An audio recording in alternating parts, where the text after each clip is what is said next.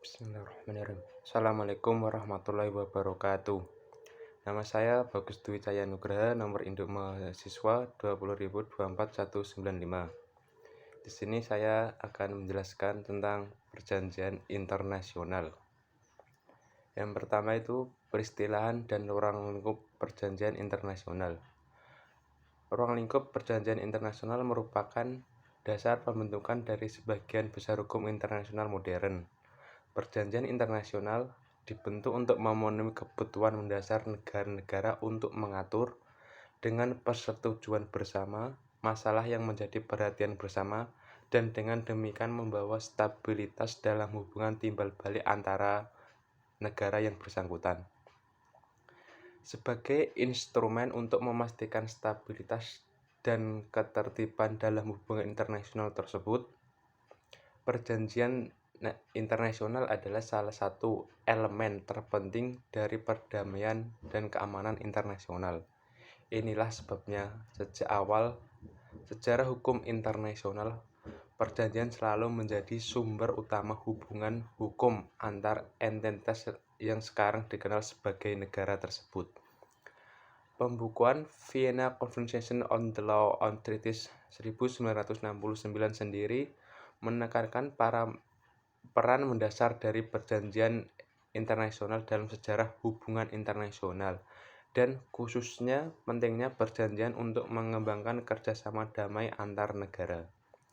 Kepentingan mendasar dari perjanjian internasional ini terbukti membentuk suatu keseragaman pemahaman, sementara aturan dan prosedur pembuatan perjanjian serta isi perjanjian internasional berubah selama berabad-abad. Apalagi kita sekarang mengenal beberapa nomenklatur ataupun penyebutan yang merujuk dan memiliki makna sebagai perjanjian internasional, seperti protokol, adjustment, konvensi, charter, modus vivendi, arrangement, agreement, final acts, general acts, declaration, dan sebagainya. Walaupun ada banyak istilah tadi yang digunakan, akan tetapi secara sederhana perjanjian internasional dapat diartikan sebagai perjanjian yang dilakukan oleh subjek-subjek hukum internasional dan menimbulkan suatu akibat hukum, yang timbulnya suatu hak dan kewajiban yang diatur berdasarkan hukum internasional tersebut. Definisi tersebut merupakan kunci untuk memahami definisi dari perjanjian internasional. Sehingga dengan merujuk pada definisi perjanjian internasional seperti itu, maka perjanjian internasional hanya melibatkan suatu entitas yang dikategorikan sebagai subjek hukum internasional. Dengan demikian, ruang lingkup perjanjian internasional hanya melibatkan baik itu negara dengan negara, negara dengan internasional, ataupun antara sesama negara atau dengan organisasi internasional. Jadi, perjanjian internasional itu hanya dilakukan oleh subjek-subjek hukum internasional, yaitu negara dengan negara, negara dengan organisasi, negara dengan organisasi internasional, ataupun antar sesama organisasi, misalnya PBB dengan ASEAN, PBB dengan OPEC, dan lain sebagainya. Dan secara umum dapat disimpulkan beberapa unsur yang menjadi syarat kesepakatan perjanjian internasional tersebut.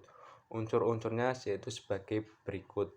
Yang pertama itu perjanjian internasional harus berbentuk tertulis. Kenapa tertulis? Karena agar dapat dijadikan bukti otentik bahwa perjanjian tersebut memang ada dan benar merupakan hasil dari kesepakatan para pihak. Yang kedua, perjanjian internasional diatur oleh hukum internasional, dikarenakan perjanjian internasional pasti membebani para pihak dengan hak dan kewajiban sehingga muncul akibat hukum bagi para pihak perjanjian internasional tersebut. Yang ketiga itu yang menjadi unsur perjanjian internasional, yaitu perjanjian internasional harus mempunyai objek tertentu. Pada prinsipnya, setiap perjanjian pasti memuat objek yang akan diperjanjikan, yang juga dengan perjanjian internasional tersebut, biasanya objek tersebut akan menjadi nama dari perjanjian yang akan dilaksanakan.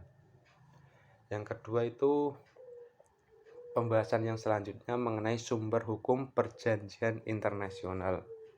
Sumber hukum perjanjian internasional yang pertama yaitu pemahaman terhadap artikel 38 ayat 1 of the Statute of the International Court of Justice.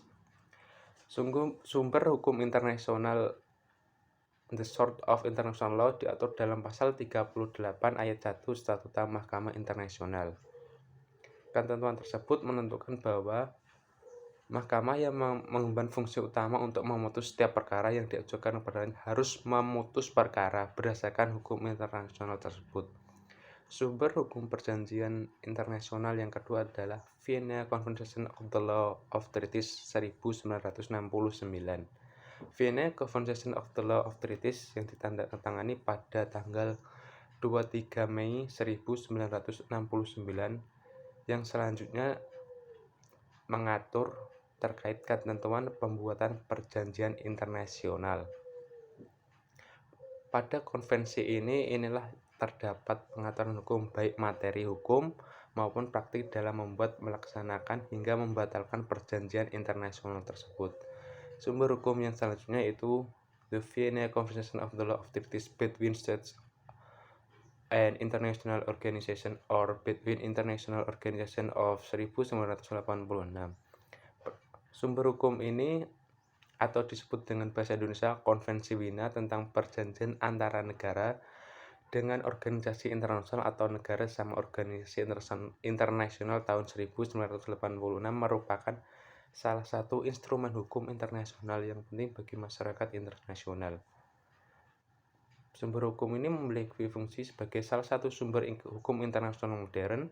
Sebagai sumber hukum internasional, Konvensi Wina tahun ini akan difungsikan sebagai instrumen hukum yang memiliki hak dan kewajiban subjek hukum internasional. Pembahasan yang selanjutnya itu bentuk-bentuk perjanjian internasional. Perjanjian internasional pada dasarnya terbagi menjadi dua, yaitu perjanjian yang berbentuk tidak terus atau unwritten agreement atau oral agreement. Yang kedua, perjanjian tertulis atau written agreement. Pembahasan yang selanjutnya itu jenis-jenis perjanjian internasional. Jenis perjanjian internasional dibedakan beberapa jenis. Yang pertama itu perjanjian internasional dari segi jumlah pesertanya. Terdapat dua jenis perjanjian internasional berdasarkan klasifikasi ini. Perjanjian internasional bilateral dan perjanjian internasional multilateral. Bilateral itu dilaksanakan dua negara atau dua pihak, multilateral itu lebih dari dua negara.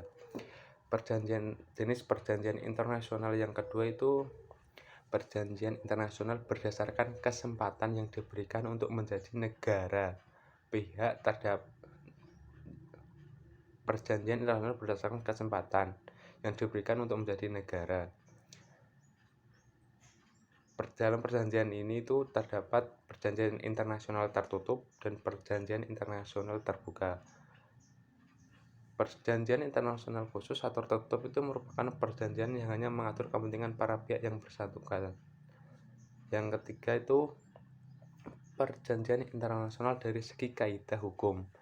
Yang dilahirkan dari klasifikasi ini memiliki kaitan erat dengan jenis perjanjian internasional yang sebelumnya dan membagi perjanjian internasional ke dalam menjadi tiga bagian, yaitu perjanjian internasional yang berkaitan khusus, pihak yang terikat, atau kaidah-kaidah hukum.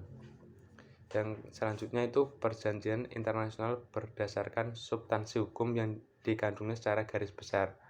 Ada tiga macam perjanjian dalam perjanjian internasional ini, yaitu perjanjian internasional yang seluruh pasalnya merupakan perumusan dari kaidah-kaidah hukum.